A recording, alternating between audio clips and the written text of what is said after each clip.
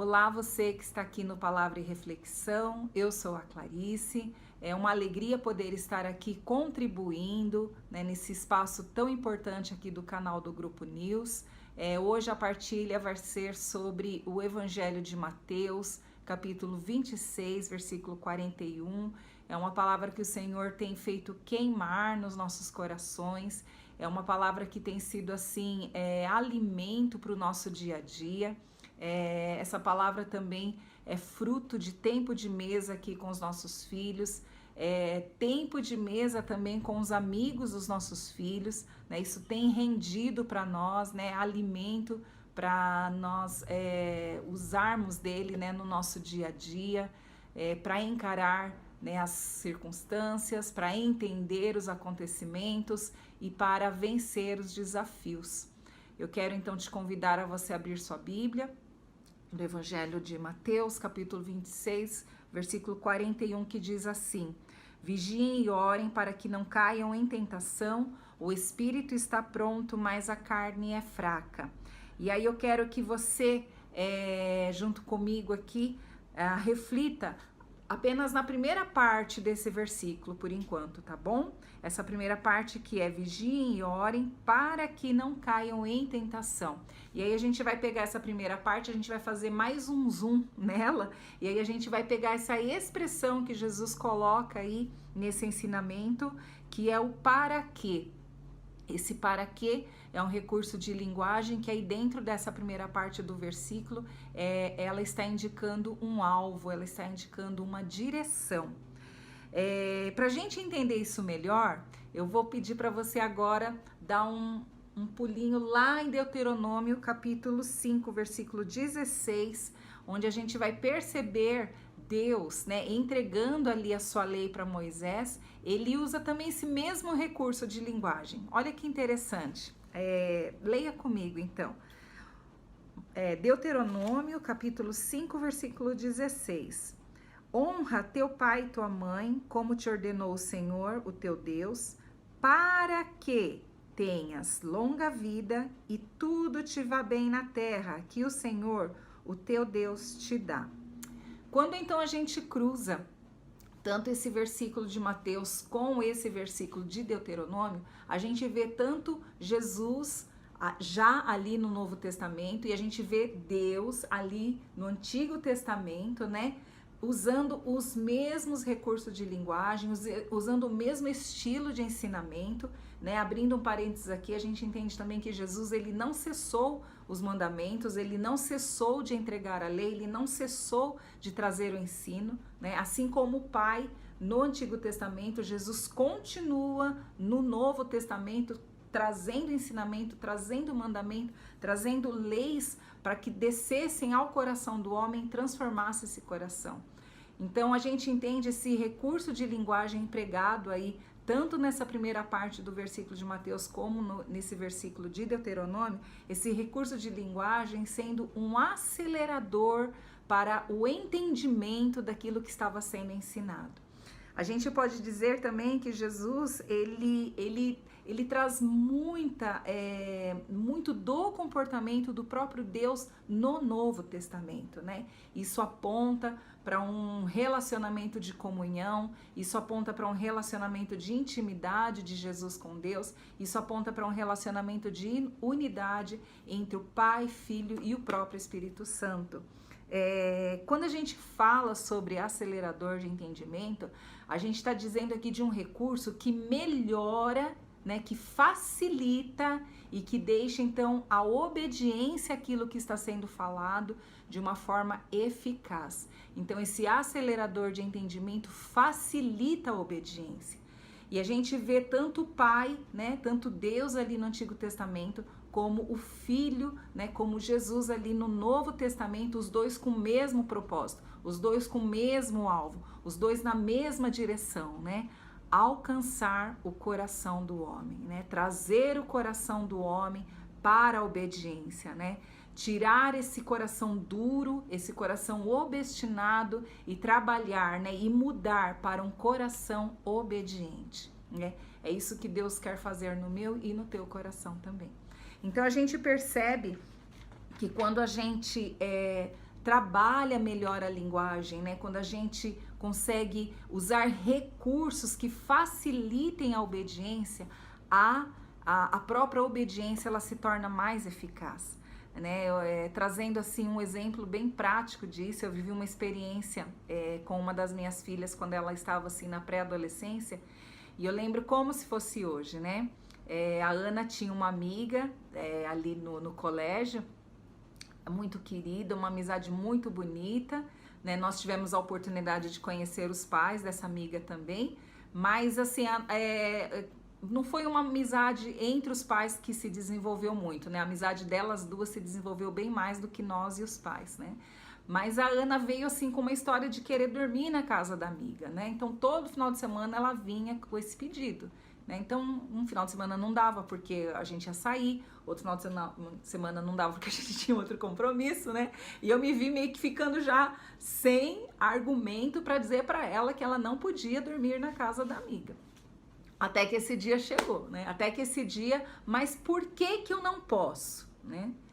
E aí eu lembro que nesse dia, naquele fração de segundos ali, né, antes da resposta, eu pedi uma orientação de Deus, né? Senhor, me dá essa sabedoria para responder a Ana, porque eu sabia que eu precisava entregar uma resposta para ela, que quando descesse no coração dela, ela me obedecesse, né? E aí eu olhei bem para ela e eu creio que foi assim uma direção mesmo do Espírito Santo. Eu olhei para ela e falei: filha, você não vai, porque não foi assim que eu te criei, né? Eu não fui educada desse jeito, né, de dormir na casa de amiga, né? Eu não fui criada desse jeito e eu também não vou te educar assim, eu também não vou criar assim você. E eu lembro que ela ouviu, ela olhou para mim e tudo bem. Depois disso, ela nem precisou me pedir outra vez, né? E naquele mesmo dia, o interessante é que assim, o discurso acabou por ali, né? Eu falei que ela não podia, né? Porque não foi aquele jeito que eu tinha educado ela. Eu também não tinha recebido uma educação assim. E aí, acabaram-se os pedidos de querer dormir na casa da amiga, né? Eu vejo então que quando a gente explica o porquê de algo, quando a gente fala o para quê de algo, isso vem acelerar o entendimento, isso vem facilitar a obediência do coração. O pai, né, no Antigo Testamento ali, através da lei, o filho através dos mandamentos e ensinos no Novo Testamento, eles usam também esse mesmo recurso de linguagem, né, para atingir o coração do homem, né? E eu vejo que hoje, né, o Espírito Santo, toda vez que você pega a palavra de Deus, senta para ler, senta para entender, o próprio Espírito Santo faz esse papel de acelerador no teu coração. Esteja disposto, né, a receber esse acelerador na tua vida. Amém? Bom, agora nós vamos então para essa segunda parte do versículo também, dando continuidade, né, a essa unidade, a essa comunhão de intimidade que o Filho representa no Antigo Testamento, no Novo Testamento com relação ao Pai. E nós vamos ver que nessa segunda parte do versículo, Jesus também entrega, né, muito testemunho de unidade, muito testemunho de comunhão com o Pai, com esse Deus do Antigo Testamento. Nós podemos ver que se você cruza, né, como é o que a gente está fazendo agora, o Novo Testamento e o Antigo Testamento, eles podem ter espaços de tempos diferentes, mas eles dizem a respeito da mesma pessoa. Eles trazem o mesmo alvo, eles trazem a mesma direção, né? Revelar o Pai, revelar o Filho e o Espírito Santo e levar o homem à obediência a Deus. Nós vamos então, portanto, ler agora a segunda parte do versículo, né, 41, que diz assim, do capítulo 26 de Mateus: o espírito está pronto, mas a carne é fraca. E aí a gente para, né, e pensa assim: meu Deus, como assim, né? Como assim Jesus falou que o espírito está pronto, né? Por que Jesus afirmou isso antes de resolver o problema do pecado? Se a gente voltar um pouquinho ali na circunstância, né, onde Jesus entregou essa afirmação, né, ele não tinha sido entregue ainda, né, para lideranças, as lideranças judaicas, ele não tinha sido ainda entregue, né, às lideranças romanas, né, ele não estava ainda né, já estavam procurando ele, mas eles não tinham ainda abordado Jesus para levá-lo preso, né? O que tinha acontecido é que, né, um dos amigos já tinha deixado a mesa para ir traí-lo, o outro lá já estava prestes a negá-lo, os demais já estavam perto de se dispersarem. Então, assim, Jesus entrega essa afirmação em meio, né, diante a um grande desafio, mas ele fala com todas as letras: o Espírito está pronto.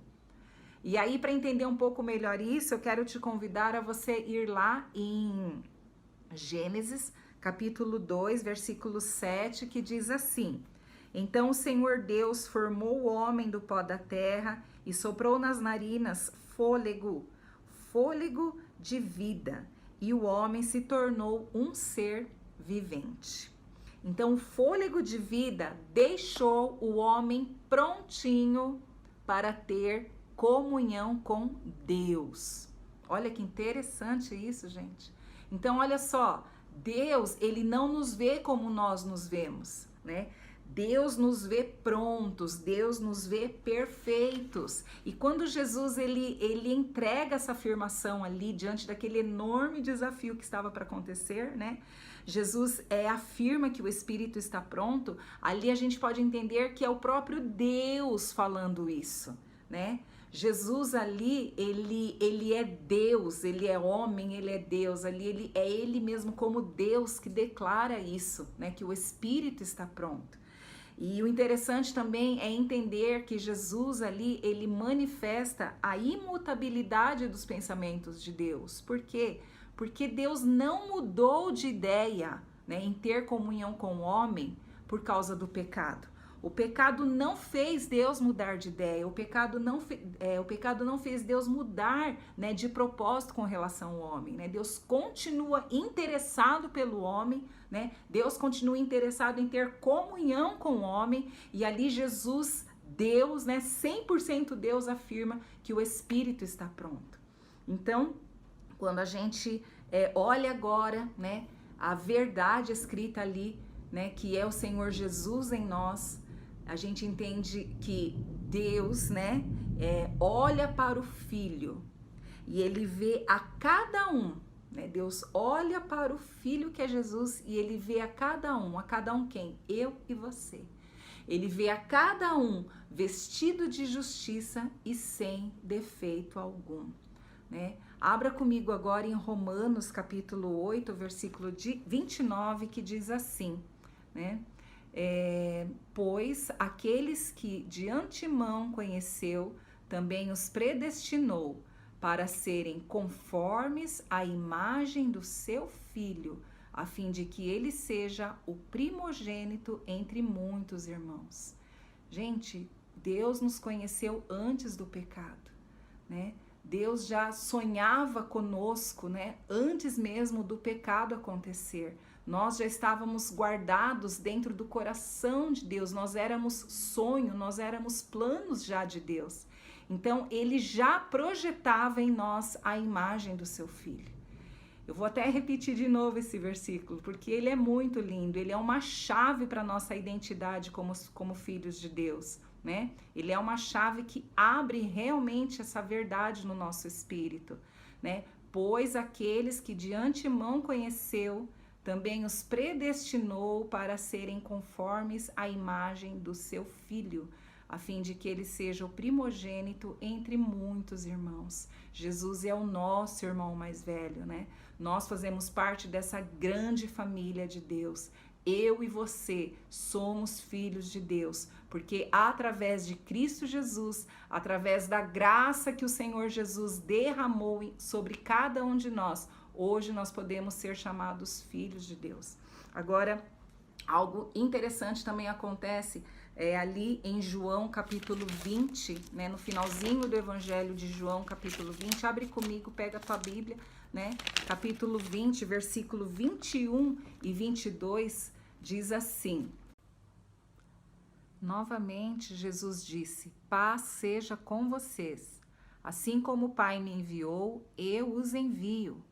Versículo 22. E com isso soprou sobre eles e disse: recebam o Espírito Santo.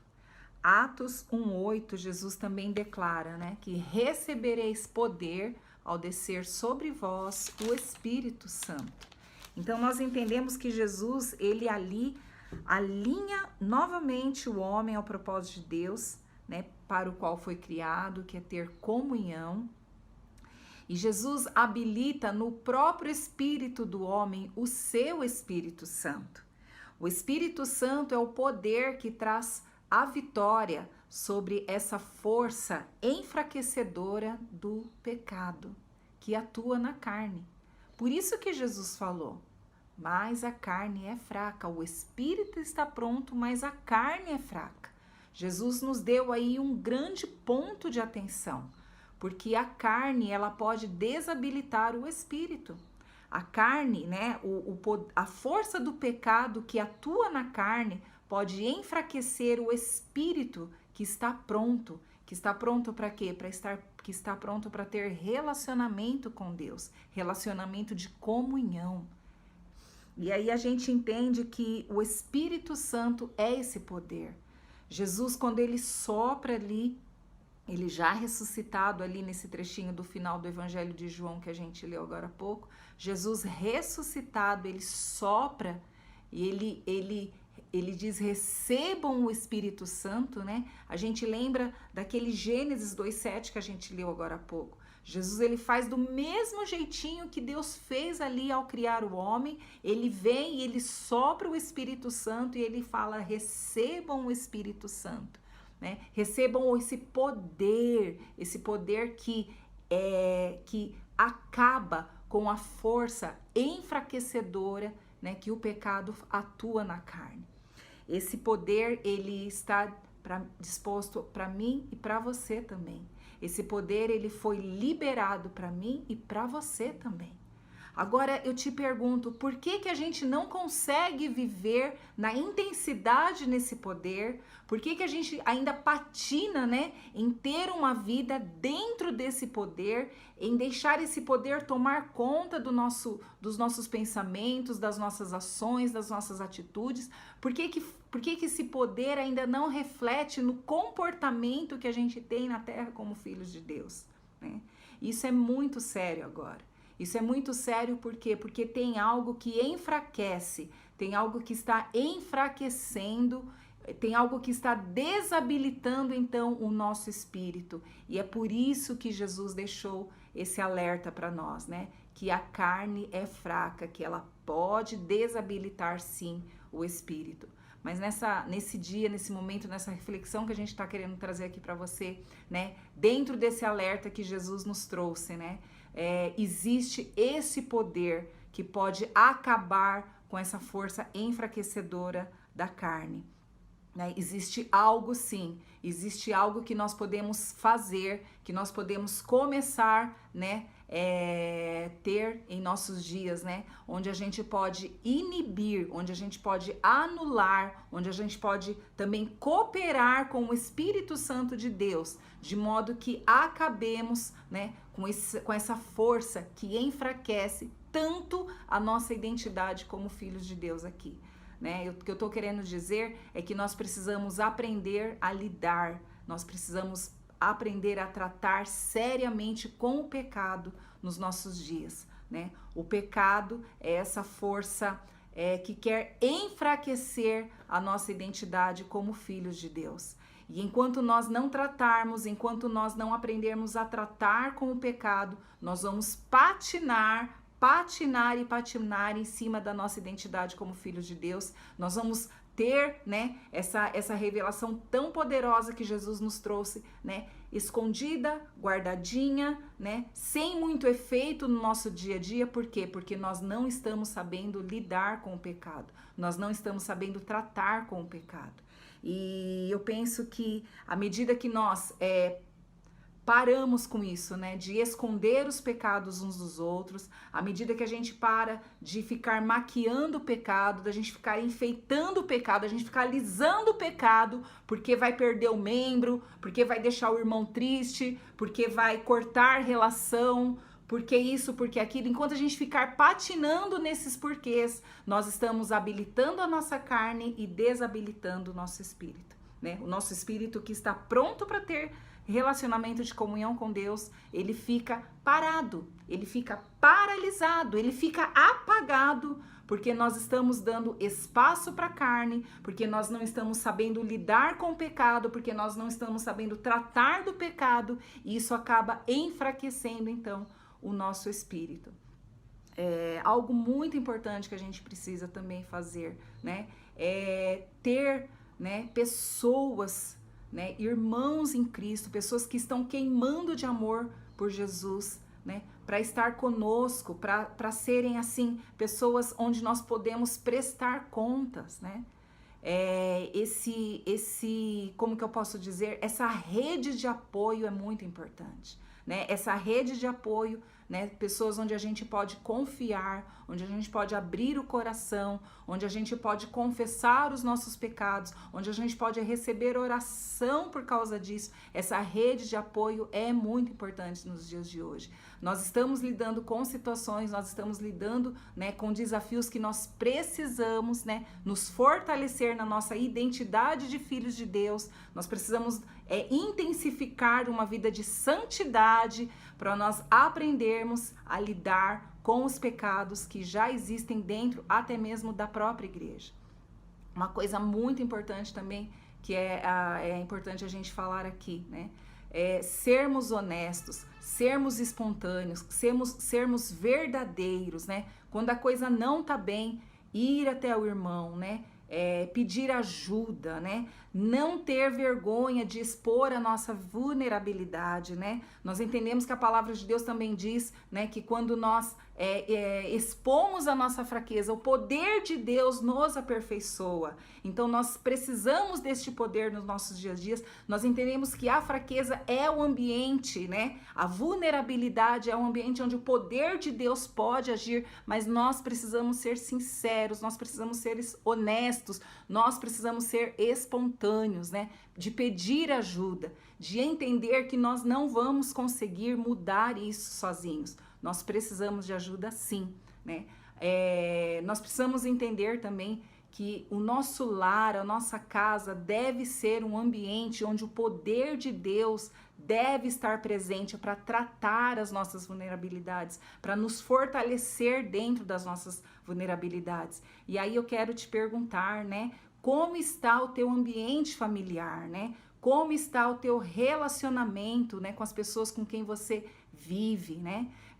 Nós entendemos que nós precisamos, né, como casal, né, ter espaço, né, para contar os nossos pecados um para o outro, né, para receber oração, para receber o perdão, para dar o perdão também. Isso são exercícios onde o poder de Deus atua, né, transformando as situações, transformando os corações, né, trazendo uma santidade, né, para as vidas. E à medida que a gente se esforça nessa honestidade, à medida que a gente se esforça em mudar então o nosso comportamento, a gente vê que o nosso coração está indo para esse alvo, o nosso coração está indo para essa direção que Deus sempre sonhou, que Jesus sempre quis ali, né, ensinar também, né, que é um coração obediente. Então, que os nossos relacionamentos afetivos, né, os nossos relacionamentos familiares sejam espaços onde esse poder de Deus, onde o Espírito Santo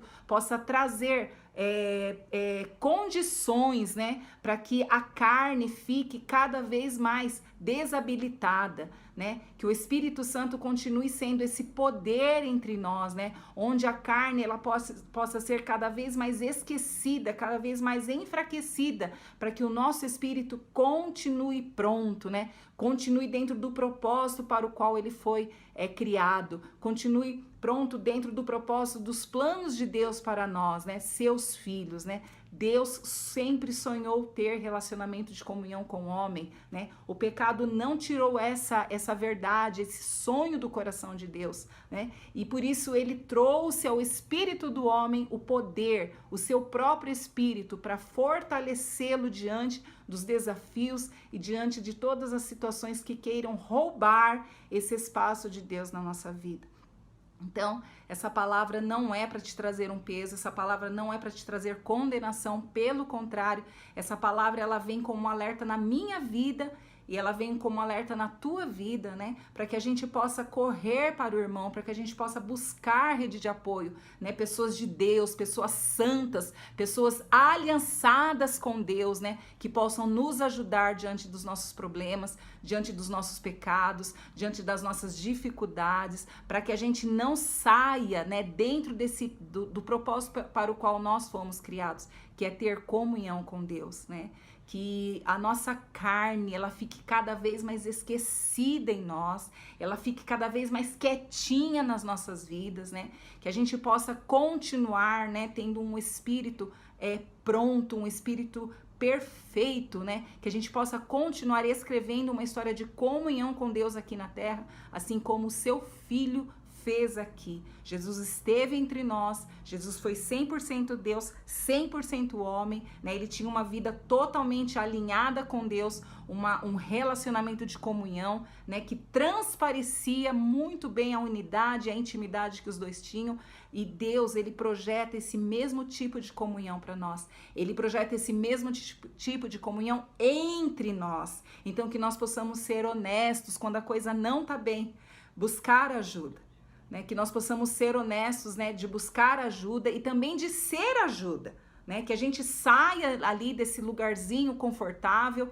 né, que a gente saia assim desse lugarzinho gostoso que às vezes né, de não querer cuidar dos problemas dos outros, de não querer ajudar os outros, né, porque dá trabalho, né, cuidar de um filho, educar um filho dá trabalho sim, né? Isso sendo biológico, isso sendo espiritual, isso dá trabalho sim, só que é um trabalho que não rende recurso aqui nessa terra, isso rende tesouro para a eternidade. Então que a gente também possa ser extensão, né? Que a gente possa ser essa linguagem, né? Esse recurso de linguagem também na vida do nosso irmão, tá bom? Eu agradeço essa oportunidade de estar aqui com vocês no Palavra e Reflexão. E que Deus nos abençoe e que o próprio Espírito Santo continue, né, trazendo inspiração e as verdades dele no nosso espírito, que continuemos, né, prontos, né, e aptos, né, dentro dessa identidade de filhos de Deus, né, e se relacionando honestamente como filhos de Deus, com ele e entre nós também, tá bom? Um grande beijo para você. Tchau, tchau.